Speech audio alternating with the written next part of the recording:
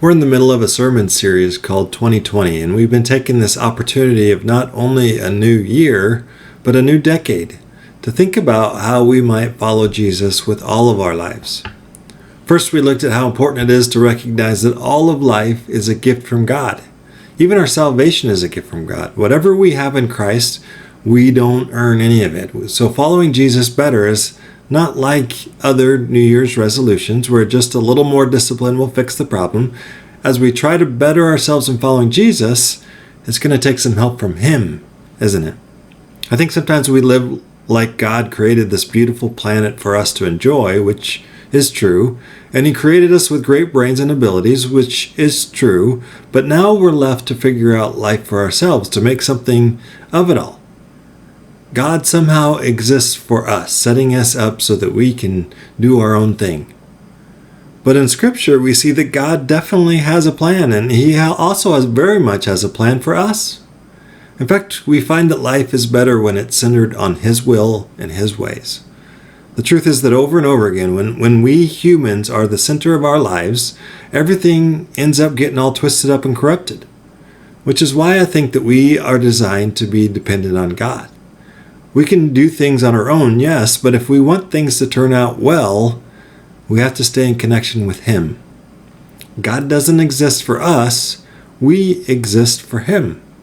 And so last week we talked about work. Too often work becomes something for us, our success, helping us meet our needs, our desires, our. When we put things in this kind of terminology, you can see how we can get confused about what God's role is in our lives, and especially our work. We usually break it down to going to work 5, 6, 7 days a week for me and my needs. Then we give God an hour of our time each week for worship, and you know what? We're good. But again, this puts us in this very odd position of God somehow existing for us to accomplish all of our plans. He built us with skills and abilities, and we're taking advantage of them at work, again without Him, to make a life for ourselves. But is that really the right view of work? As we talked about last week, work is part of God's plan for our lives. He wants us to work. He planned from the very beginning for us to work. He wants us to be productive. But while we're at work, He still has a plan for our lives. This isn't disconnect from God time. On the contrary, how we do our work makes a difference to God, doesn't it? Especially how we interact with people. He cares very much about people, especially the ones we work with. He has plans for us at work. But also while we are working, right? We should work as we are working for the Lord, because we are. But also keep our eyes open to the work that He wants done while we're working. God doesn't exist for us, we exist for Him, even while we're working. But there's another part of this work conversation that needs to be talked about. I have these conversations with my Swedish brother-in-law from time to time about work and the difference between Sweden and the United States. And the truth is, Americans work more than any other industrialized nation in the world. We have less time off, more hours in the office, less vacation time than any other industrialized nation. Think about this. How can this be? We consider ourselves this advanced civilization, and yet why do we do this to ourselves? What is funny, or maybe not so funny, is that it seems to be built into us as Americans. We think that it's a good thing that we're known for working too much. You know, as my Swedish brother-in-law and I talk, you know what I'm doing to him? You know what I'm doing to his whole country? I'm judging them. What a bunch of lazy bums. And you know what? We feel guilty when we aren't working, don't we? And believe me, this is definitely a we conversation. Me too. We're all in this together. I have the same issues, right? This approach to work, of course, can have negative consequences on our physical health through chronic stress, busyness, and the impact that it has on our family lives, especially since in most households both parents are working nowadays, not to mention the stress that it brings into our married lives. This really makes us Americans a perfect example of what a life with work as our God, what that looks like. Think about it. Do we exist for work, or does work exist for us? Or maybe it's the toys that we can't live without. Of course, we don't have time to actually use the toys, but, it's a good thought, right? I don't think it's a stretch to say that many of us live unbalanced lives, and we know it. And sometimes we're even proud of it. We spend too much time doing things that in the long run really don't matter. And we spend enough time on the things we don't spend enough time on the things that do. Vacation time, even when we get it, it goes unused. Family time, when we finally get it, it's underutilized. Worship time, it's neglected. And society as a whole, it ends up unbalanced. We end up unbalanced, right? Think about it. Many in our culture feel like an hour reserved for worship is too much. We can't even fit it in. And a single hour out of 168? That's 0.6% of our week. 0.6%, by the way. We actually think we are making a choice between rest and worship, that we've got to either have one or the other. But you know what? That is so messed up. We're not talking about rest and worship. We're looking at a week too full of work. If you can't even set aside 1 hour to gather and remember and reflect on who your maker is, this isn't a rest problem. This is a life problem. Seriously, is this what God had in mind for our lives, for our work? No. This is another one of those areas where we leave God out of the picture. We take the gifts. We love the gifts. We take what He's given us, our abilities, and we just trudge on without Him.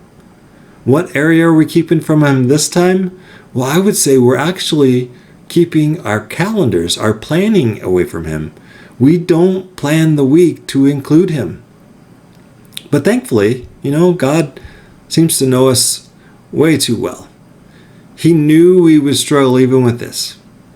And over against this workaholic lifestyle, the Bible actually encourages us to be intentional on a weekly basis about rest and worship and leisure.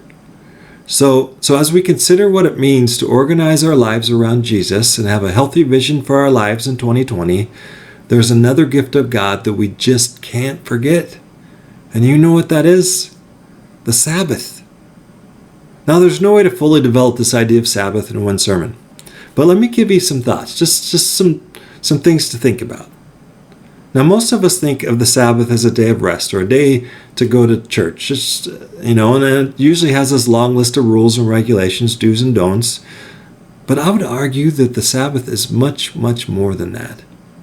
Let's begin with a look at the original Sabbath, which was part of the pattern that God used when He created the heavens and the earth. For this, we'll take a look at Genesis 1 and the first part of chapter 2. Look for the balanced way of living that involves work and rest. Genesis 1:1, in the beginning God created the heavens and the earth. Now the earth was formless and empty, and darkness was over the surface of the deep, and the Spirit of God was hovering over the waters. And God said, "Let there be light," and there was light.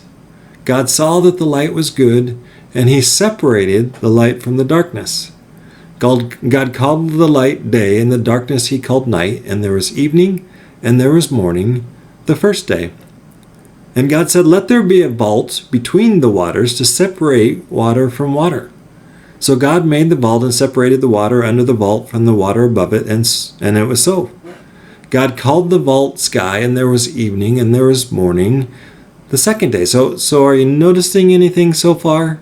Maybe about planning? We obviously see that God is a God of order. He starts with the earth as this formless and empty thing, and He starts giving it structure and shape. And He does this by creating boundaries at times, limits, like between light and darkness, boundaries between light and darkness, boundaries between water and water, even boundaries between days. He's creating structure, isn't He? God obviously has a plan for each day. Each day is important. Think about it. God the Creator could have made the whole universe in a day. He has no limitations, right? So why did he choose to create it all in 6 days? 6 days. Well, I believe this is a pattern for us. And what's the pattern? Go ahead and shove as much as you can into each and every day. Not hardly. In fact, you'll notice his observations about each day along the way.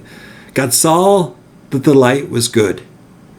I mean, he seems to be even enjoying himself along the way. He's not in this crazy busy hurry, right? Look at the way he ends the week. Verse 31, God saw all that he had made, and it was very good. There was evening, there was morning, the 6th day. So what's that mean? It means that God likes what he sees. You know what? God had a great week. He enjoyed his work. The world's in order. Are you jealous yet of the way he went about his work? He seems to be enjoying himself, right? Genesis 2, verse 1, thus the heavens and the earth were completed in all their vast array. By the 7th day, God had finished the work that he'd been doing. So on the 7th day, he rested from all his work. Then God blessed the 7th day, made it holy, because on it he rested from all the work of creating that he had done. Well, this is the Sabbath, isn't it? You'll notice that this is a day that God has blessed, that God has made holy, which means that he set it apart as different from every other day. It's a special day. It's a day where rest from working is the expectation. You don't have to feel guilty about it. But it also is a special day because it's connected to God. He deemed it important. And when we are responding to it as important, we're taking what he says and we're valuing it, right? By the way, this is the first thing that God makes holy, made it sacred. A day of rest is the first thing he made holy. I don't often think that we think of rest when we think of holy, right? But God does. He thinks of rest highly enough that he has it in his top 10 commandments, right? Remember the Sabbath, keep it holy, keep it different. Might it be that this first week of all creation, God was establishing a pattern that is meant to be observed by us in the way that we live our lives? And it's a pattern that would bring health and balance, so that even in how we work, how we rest, even in how we use our time, we are reflecting his image into all of creation. We are made in his image, right? And he's a God who rests. So as the people of God, what does that make us? Resters. We rest. And why in the world did God rest anyway? It isn't as though he was tired, or was he? Exodus 31 has these couple of verses that just kind of astound me a little bit. I'm not sure what to do with them. Verse 16, the Israelites are to observe the Sabbath, celebrating it for the generations to come as a lasting covenant. It basically means that it's an agreement between God and his people to show that they were his people. They were his people because they observed the Sabbath. That's a big deal, right? Verse 17, listen to this. It will be a sign between me and the Israelites forever. For in 6 days the Lord made the heavens and the earth, and on the 7th day he rested and was refreshed.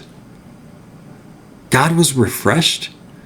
What does that even mean? Does that mean that he was somehow used up from his work, that he was somehow wore out a little bit, and now he's being renewed in his rest? I mean, could that even be possible? But we do know this, that God is a God who rests. We especially see this pattern in the life of Jesus. He ate and drank just like us. Why? Because he was hungry, because he was thirsty. But think about how willing and intentional Jesus was about leaving his work. And his work was really important, right? He would leave his work behind and he would find a place to rest, to spend time with God the Father. He was very intentional about it. He was all about balance. He was all about finding ways to be refreshed. And this is Jesus. So how in the world do we get off thinking that we are too good, that we are somehow too strong to have balance in our lives, to have rest? And trust me when I'm saying these things to you. I'm talking as much or more to me than you. If we are following Jesus in every area of our lives, how about rest? So back to the original Sabbath. I mean, ultimately, this is a capstone to God's week. It's a closing to a great week, saying that there's nothing more that needs to be done. It's finished. And you know what? It has been very good. When is the last time you ended a week with, this has been a great week? There's nothing more to do. And obviously, there's always more to be done, right? But we're satisfied with the amount of work we've done. And so we put aside our tools. We rest our mind for the list of things. We actually truly rest. It's hard to do, isn't it? But it is one thing for your boss to send you home and tell you, you know what, you've done enough. You need to go home and rest. But this is your Creator. And He's not asking you, He's demanding you. This has been a great week. There's nothing more to be done here. Go home and rest. Are you catching this? Now let's just make sure that we have a clear vision of this. What if this is the calling, the demand, the ask of God the Creator, but what if we continue to work? Think about this. In whose estimation of things are we still working? Who are we listening to that tells us that we need to keep working? In whom are we trusting? This is obviously not God's plan for our lives. He said, go home. You're not following God. You're following some other God. Are you seeing that? Now, I'm not saying that there aren't times where, biblically speaking, you need to get the oxen out of the ditch. There are times when we aren't in control. We've got to just grin and bear it and get it done, right? But you remember the old commercial about E.F. Hutton? Well, when God says the work is done, go home and rest. When God speaks, people, you need to listen. This is why Sabbath is such a strong organizer for our lives, with Sabbath being a holy day, whatever the day of the week is for you, in order for us to live into it, and we need to start living into it, God says so, we have to start planning our week accordingly. If you truly want to take a day of the week and rest from your labors, that means you need to budget your time, right? You've got to take all of your time into consideration. You have to plan your week with the Lord in mind. Get what needs to be done at work done. And if you can, get the stuff done at home. Get it done during the week. Don't overcommit yourself.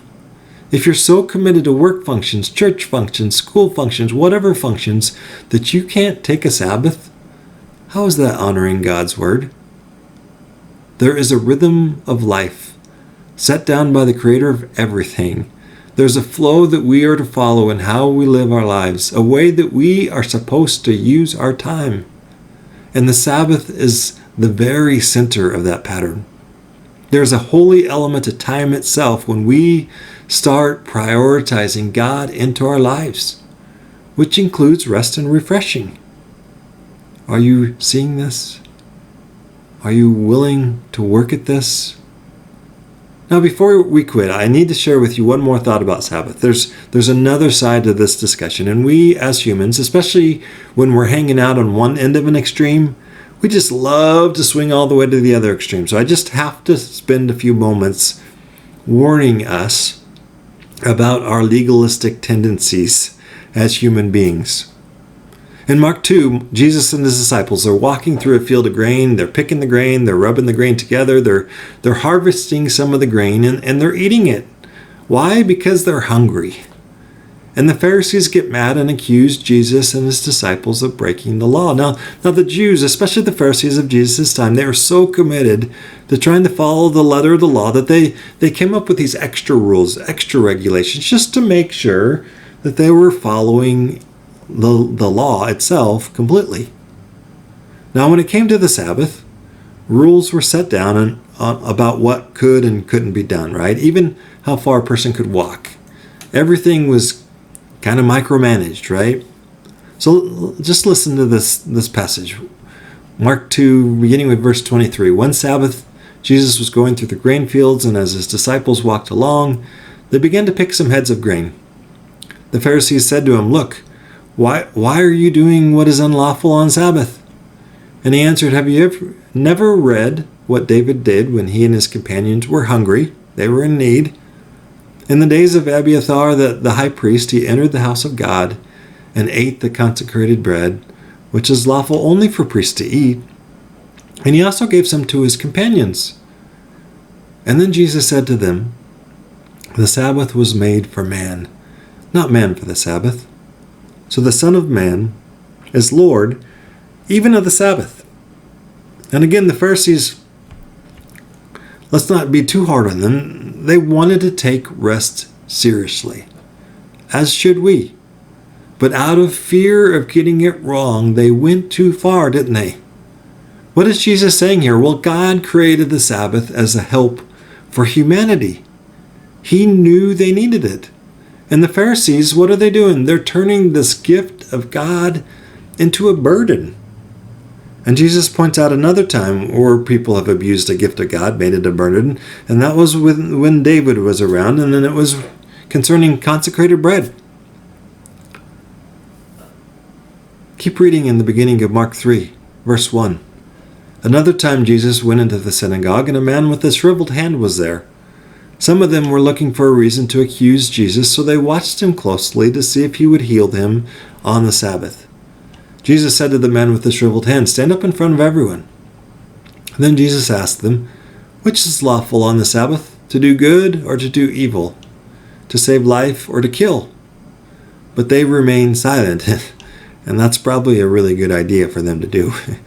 He looked around at them, and he was angry, and deeply distressed at their stubborn hearts, said to the man, stretch out your hand. He stretched it out, and his hand was completely restored.